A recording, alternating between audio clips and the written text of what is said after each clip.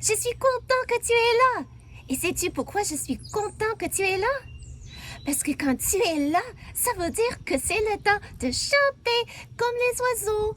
Donc, au lieu de siffler comme les beaux oiseaux, bonjour les oiseaux. Oui, je vous entends. Mais au lieu de siffler, nous allons utiliser nos bouches pour chanter des vérités de la parole de Dieu. Et nous allons commencer avec une chanson qui nous rappelle que Dieu nous donne à chacun et à chacune le choix de choisir si on veut faire le bien ou le mal. Et par la grâce de Dieu, nous pouvons faire le bon choix.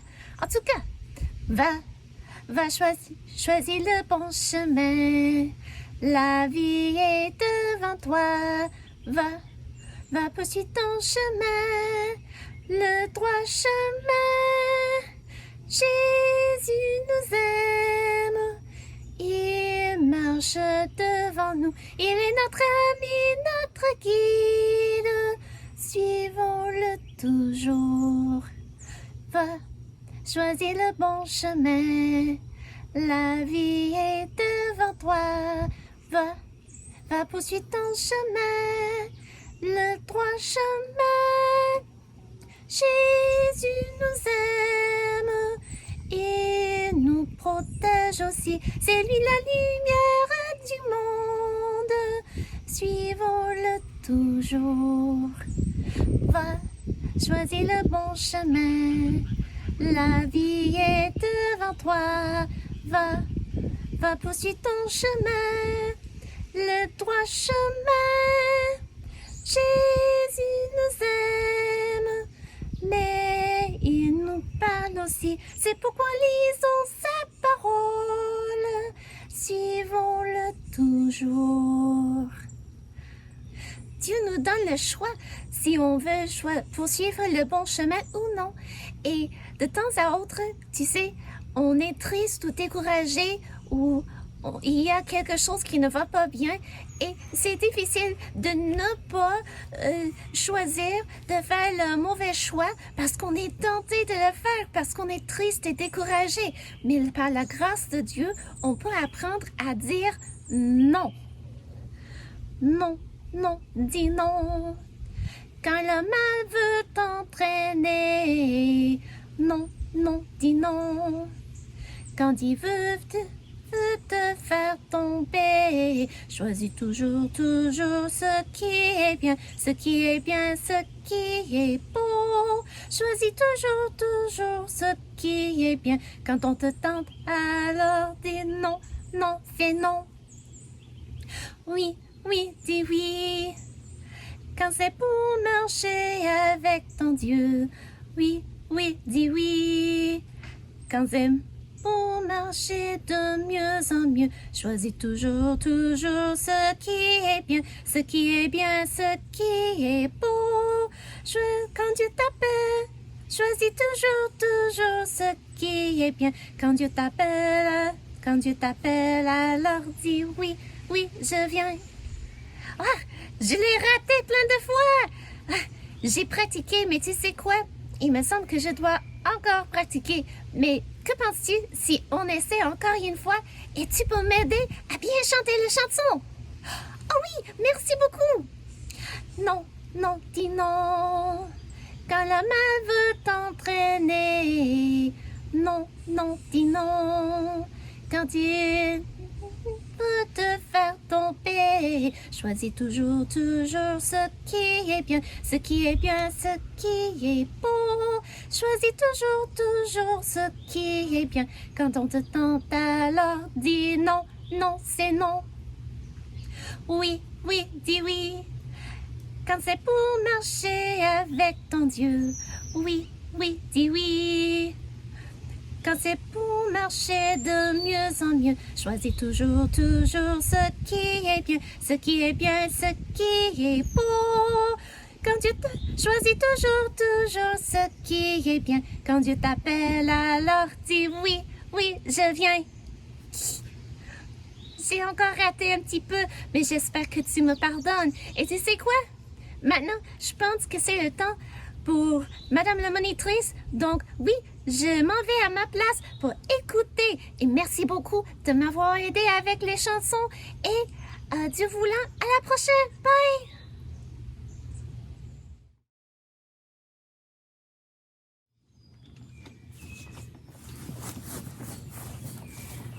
Et salut!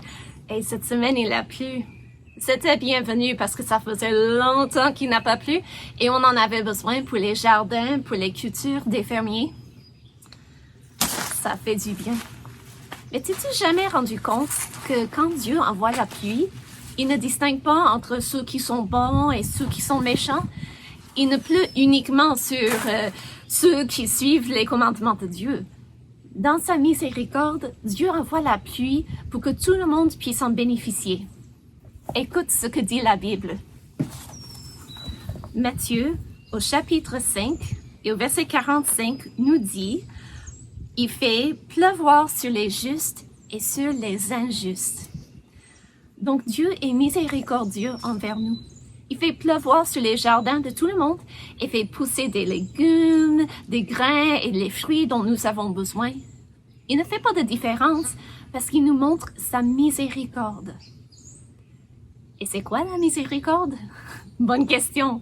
La miséricorde, c'est de traiter quelqu'un mieux qui ne le mérite ou de ne pas demander tout ce qu'exige la justice. Quand Dieu envoie la pluie, il a fait pleuvoir sur les jardins des justes et sur les jardins des injustes.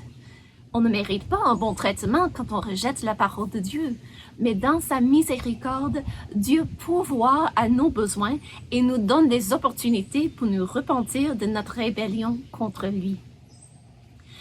Quand Dieu a envoyé le grand déluge sur la terre dans le temps de Noé, dans sa miséricorde, il a pourvu un moyen pour échapper à la punition méritée par les personnes, et c'était l'arche où tous ceux qui y entraient étaient en sécurité. Et ici, dans le livre de Matthieu, Dieu utilise encore la pluie pour nous rappeler qu'il est miséricordieux envers toutes les personnes qui habitent sur la terre. Mais regardons le contexte, c'est-à-dire l'ensemble du passage, pour voir pourquoi il nous rappelle de sa miséricorde. Ici, c'est Jésus qui parle. Matthieu 5, 43 à 45. Vous avez appris qu'il a été dit, tu aimeras ton prochain et tu haïras ton ennemi. Mais moi, je vous dis, aimez vos ennemis, bénissez ceux qui vous maudissent, faites du bien à ceux qui vous haïssent et priez pour ceux qui vous maltraitent et pour ceux qui vous maltraitent et qui vous persécutent, afin que vous soyez fils de votre Père qui est dans les cieux. Car il fait lever le soleil sur les méchants et sur les bons, et il fait pleuvoir sur les justes et sur les injustes. Dieu nous dit d'aimer nos ennemis. Et pourquoi? Parce que ça révèle que nous sommes ses enfants et que nous agissons comme notre Père céleste. Parce que Dieu est miséricordieux envers tout le monde en envoyant la pluie sur tous, nous devons être miséricordieux, nous aussi. Est-ce que ça veut dire que quand quelqu'un me fait du mal, je ne dois pas lui demander justice? Cette idée m'a troublée beaucoup dans ma jeunesse parce que je pensais que ces versets disaient que je ne devais jamais rechercher la justice. Mais Dieu nous dit de faire justice. Attends. Michée 6, au verset 8, nous dit « On t'a fait connaître aux hommes ce qui est bien et ce que l'Éternel demande de toi. C'est que tu pratiques la justice, que tu aimes la miséricorde et que tu marches humblement avec ton Dieu. » J'ai fait des recherches, et bien qu'il me reste toujours des choses à apprendre sur les versets en Matthieu 5, je crois qu'ici, Jésus nous parle des relations personnelles, pas de décisions de justice comme sont faites dans les jugements dans les cours judiciaires. Donc, si quelqu'un nous gronde ou n'est pas gentil, Jésus nous dit d'aimer la personne, mais même une personne qui est notre ennemi. Mais si la personne fait une injustice, c'est bien de demander justice auprès de la loi.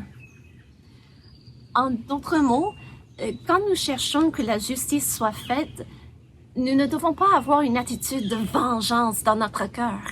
Notre attitude doit être une attitude de rechercher ce qui est bien aux yeux de Dieu et d'aimer ce qui est droit parce que c'est Dieu qui dit que c'est droit.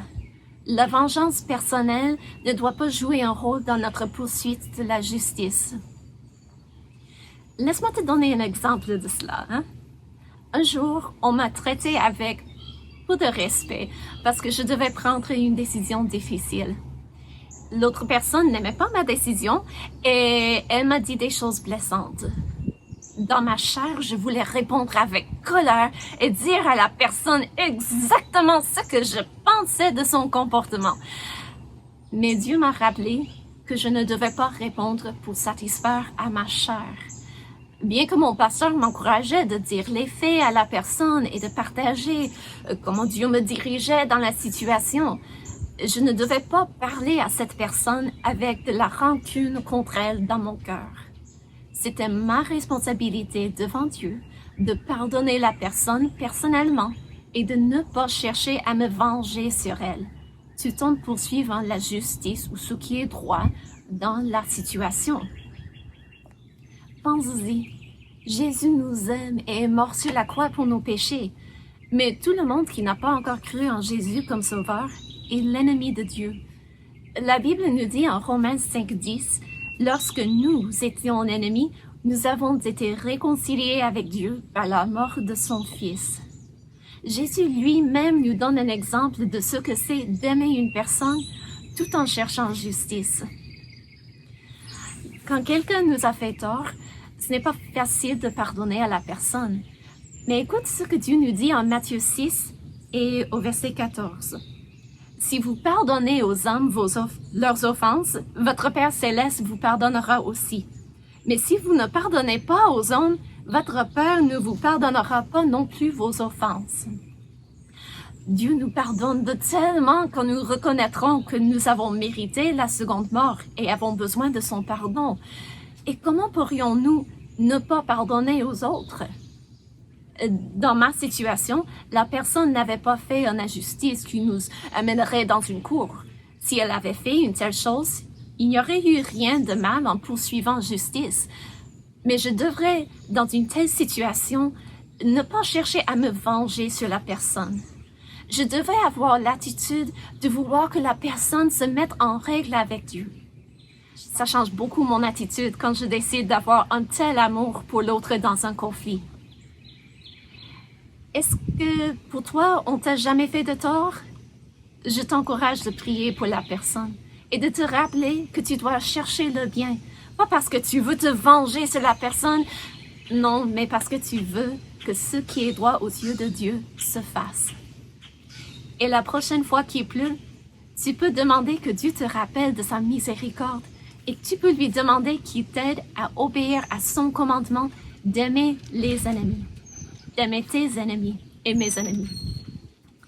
Matthieu 5, au verset 43, « Mais moi, Jésus, je vous dis, aimez vos ennemis, bénissez ceux qui vous maudissent, faites du bien à ceux qui vous haïssent et priez pour ceux qui vous maltraitent et qui vous persécutent, afin que vous soyez fils de votre Père qui est dans les cieux. Car il fait lever son soleil sur les méchants et sur les bons, et il fait pleuvoir sur les justes et sur les injustes. » Moi aussi, j'ai besoin de me rappeler de cela, que Dieu nous aide à obéir à son commandement. Et Dieu voulant, à la prochaine.